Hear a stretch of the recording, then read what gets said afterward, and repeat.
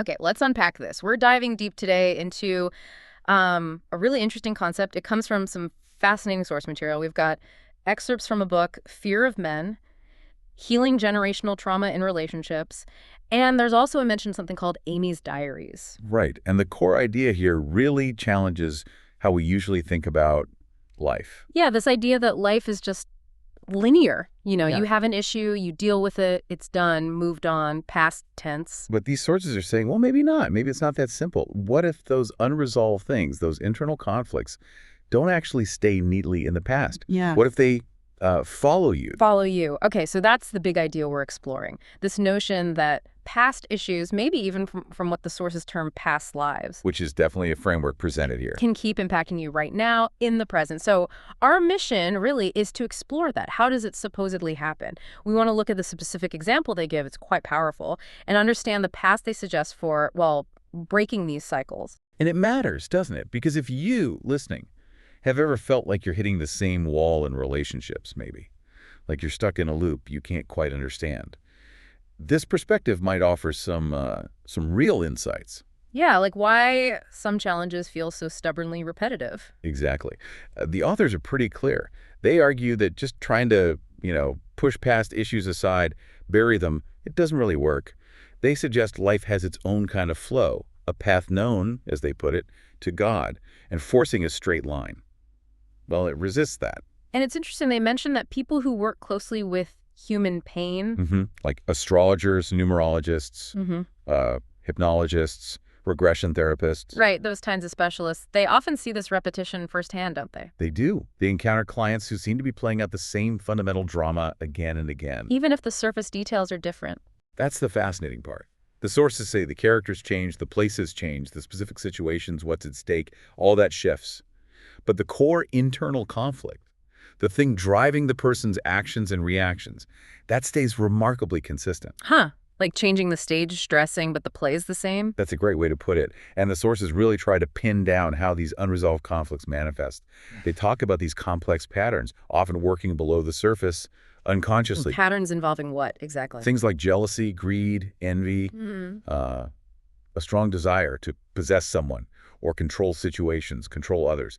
The authors kind of bundle these under the term pride. Pride. That's a broad term. So jealousy and control are seen as aspects of pride in this context. Yes, it seems they're linking these outward behaviors to an inner state of maybe inflated self-importance or a skewed sense of power in place. And they make another point. These patterns, they call them mosaic patterns. They don't just stay static. Get more complex. Exactly. More intricate, more convoluted, maybe over time or in their framework, over these different iterations or lives. Which would make the original problem harder and harder to spot, wouldn't it? Precisely. The complexity obscures the root cause. It makes it really difficult for the person experiencing it to see what's actually going on.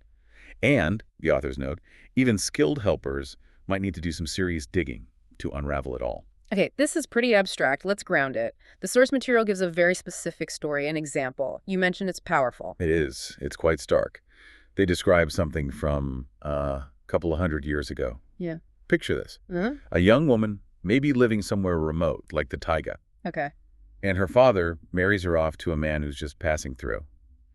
The text points out, in that time and place, just finding any husband might have been seen as fortunate. Right, different circumstances. So the father gives his blessing, maybe an icon, sends her off into this new life. But wasn't a good life. No. The source details that her life with this husband was incredibly difficult. And because of how it all happened, she felt deeply hurt, resentful, specifically towards her father. Blaming him for her situation. Seems like it. And then tragedy strikes. The husband drinks, heavily, it implies, and one day, drunk, violent, he kills her with a piece of a bottle. Oh, that's brutal. It is. And the consequence, according to the source material, is where it gets really mind-bending. They state that the fear and hatred of men born in that moment, that trauma, it followed her. It pursued her through several subsequent lives. Wow. Okay, so one horrific event creates this echo. An energetic pattern, perhaps, that carries forward. And the authors describe how it showed up in those later lives. Apparently, each time she'd find herself trying to control men, fighting for independence, trying to be totally self-reliant. But did she know why? That's the key point. No, she had no idea where this feeling came from. The source calls it an consuming horror of men, like a visceral terror. It just felt like part of her, something she couldn't explain. Okay, so she's stuck in this pattern, driven by a feel she doesn't understand. How does the story resolve? Is there a turning point? Yes, the example includes a turning point. The authors say that with help, they use phrases like spiritual help, or with God's help, they manage to trace this pattern back to that original trauma. That specific event was identified as the starting point. Finding the source, but then what? That's the big question, right? Once you see where it began. Exactly. What do? Keep fighting.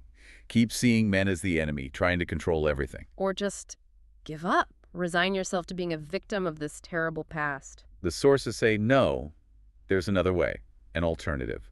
They call it the path of love and acceptance. Love and acceptance. Okay. What does that actually look like in practice for the women in this example? Well, they outline some steps. The first one is huge. It involves completely reframing how she saw her father. The father she resented. The very one. Instead of seeing his actions as abandonment or cruelty, the suggested path is to try and see his love, to see that he actually wanted to give her a family, what the source calls feminine happiness, and to recognize that, given the harsh realities back then, he did what he thought he could. That sounds incredibly difficult. To find gratitude there. It does, and the authors underline this. They state, gratitude towards parents is the main entry point for this kind of healing. It's foundational. Wow, okay. Gratitude first. What's next on this path? Next is acceptance regarding the husband. The one who killed her. Yes. The source poses it as a question. Did she accept him as, well, as her husband, her partner in life, despite the difficulties? Or did she just resist, fight against her situation, and suffer inwardly? That's a lot to process. Acceptance in that context. It is. And the source adds that she held these deep grudges against her father, yes, but also against her husband, and even, they mention, against God. Interestingly, they add a detail about the husband too, suggesting his drinking came from his own longing, pain, and hopelessness, which led to the tragedy. So acknowledging his pain too. It seems so. But the authors are very careful to add a disclaimer here. They say explicitly, we do not blame or justify anyone. We just consider the situation as it is. Just observing the dynamics, the pain on all sides, without assigning blame. Right. Trying to see the whole picture. Now, they loop this back to her later lives. Because she died carrying all that resentment towards men, she, quote, went to the subtle plane with resentment towards men. Okay. Then in subsequent lives, she was born into situations that were, according to the source's perspective, set up to help her resolve this, to work through her relationships with men. Like opportunities for healing. That's the idea presented. But what does she do? She defaulted to the old pattern. The fight. The push for independence, seeing men as the enemy. And the source says this just made things worse. Yes, it made that mosaic pattern denser, more tangled, more complex. She was locked in this internal battle, this rejection. But she saw it all as external. To her, it just looked like men were foolish, men were aggressive. It confirmed her fears. So the pattern reinforced itself. Exactly. The authors talk about the process of helping her unravel this ball of yarn gently, moving through the pain, the tears, as she started to understand and share these buried experiences. And what's the ultimate goal of this kind of work, according to them, for her? The goal is deeply hopeful.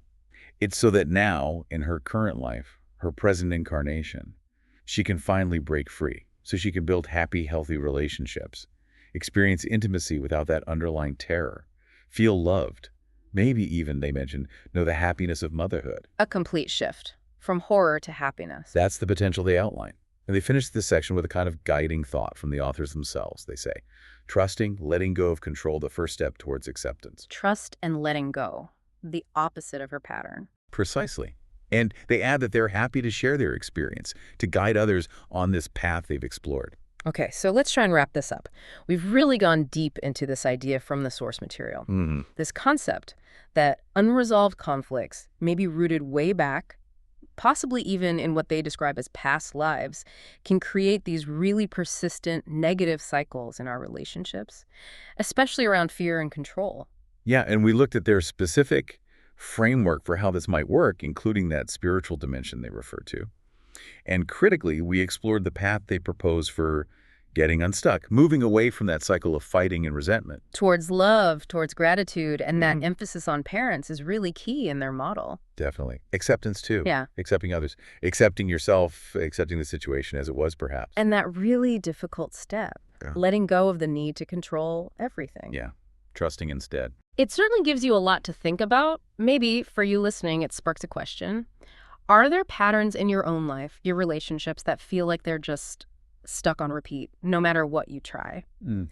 And thinking about that final point from the source, how tough is it really when you feel fear to consciously choose trust and acceptance instead of instinctually wanting to fight back or control the situation? It's a profound challenge they lay out. It really is. It asks you to look inside for the source of the patterns you might be seeing outside, something to definitely chew on.